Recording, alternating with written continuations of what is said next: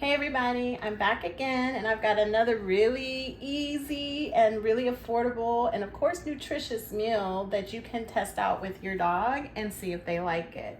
And today I'm making this recipe with ground turkey, and basically what I call these as my turkey oat burgers, and that's because obviously I'm using ground turkey and then I'm gonna add some oats to it. Now that is something you definitely can omit. You don't have to add oats to your dog's diet, but they do carry a lot of nutritional value. But do your own research and make your decision based on what your dog needs.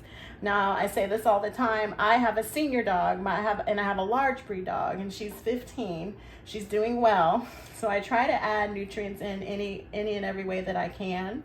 So what I'm gonna do for her today, like I always do, is I add lots of turmeric to her foods because that helps support her joints, and it offers a lot of pain relief, especially if you can kind of infuse it in their food and in what they're eating throughout the day, with also a little bit of black pepper added because that helps with turmeric absorption. But to start, I've got this ground turkey. I've been buying it for a little while now from Walmart because it's just such a great price. Now there are higher quality turkeys. This is still human grade turkey, so I'm fine with this for now because it's $1.99. It comes frozen. I defrost it. You can defrost it in some cold water if you need it to go faster, or I just leave it in the fridge overnight and it's fine for the next day to work with. But it's a good price, and if you're on a budget and buying fresh whole foods can get expensive, which is why I started this whole channel. There's a lot of ways you can do it affordably, still feeding your dog high quality human grade food. So like I said, today I'm gonna make these burgers. I actually have a batch I already started, so hopefully I can show you those at the end. Normally I'll make a big batch with 2 pounds, but I'm just gonna do the 1 pound for now. And then you guys can kind of see how this works. It's still pretty quick. I have a baking dish here, or baking pan, lined with some foil, and I always add a little olive oil or grapeseed oil or avocado oil, or really whatever oil you use in your household for your cooking needs. You can do the same here, just so the burgers don't stick. Mine is already nicely defrosted. I don't like raw food like at all, and I've fed my dogs raw diets for years, so it's pretty funny. I don't like to touch the meat, so I will put my gloves on in a minute, but actually I'm gonna go ahead and do it now. It just grosses me out, but again, same good food practices you would do for yourself anytime you're handling raw meat. Keep your surfaces clean, disinfect, do it all whatever you need to do to kind of keep bacteria spread down. So anyway, here we go. This one's defrosted. A nice sharp knife. I just kind of cut down the center and just squeeze it on out. And that's it. Now this I've made in less than like 5 minutes before, because I'm pretty quick. So there's your meat, and you can buy any kind of raw turkey, whatever, any kind of raw turkey, whatever works for you, whatever brand fits your budget, that's totally fine. So I'm going to get my spoon, and literally once I have my turkey in the bowl, I'm gonna just go ahead and start adding my seasonings. I do a ton of turmeric. I talk about it all the time. I have another video that's just about turmeric because it's such a great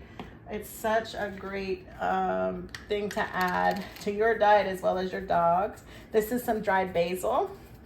Lots of herbs are great for dogs, and basil is one of them, and so is oregano. A lot of them carry a lot of antioxidant power, just a lot of other things. But definitely add that in there if your dog can tolerate it and doesn't mind the taste. And like I said, with turmeric, you're always going to want to do a little bit of black pepper because that helps with the absorption of the turmeric. So there are my seasonings, and I do this very quickly. And I have just some leftover oats. I always buy the whole oats, so that would be like the old-fashioned oats. You can buy any kind of oatmeal that you normally, if you even buy this type of oatmeal. That's about a half a cup to a cup. I didn't really measure it because I'm not that particular about it. I just like to have it mixed in there. But just don't buy oatmeal that's got none of the instant oatmeal for sure. None of the ones that have the flavor or like the flavorings and the sugar, because that's no good. Dogs do not need sugar, and honestly, neither do we. But it just tastes good. But anyway, so I'm just kind of mixing it all in there. I'm gonna throw my gloves, another pair of gloves on in a second, and then I really use my hands to kind of mix it in. And I form my patties.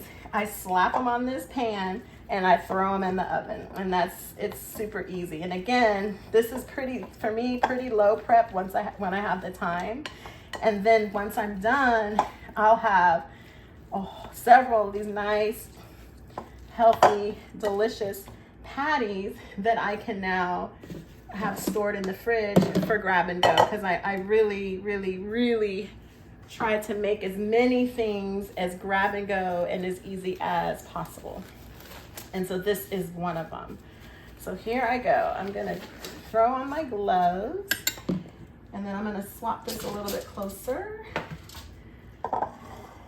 so that I don't have any raw meat drippings on my counter.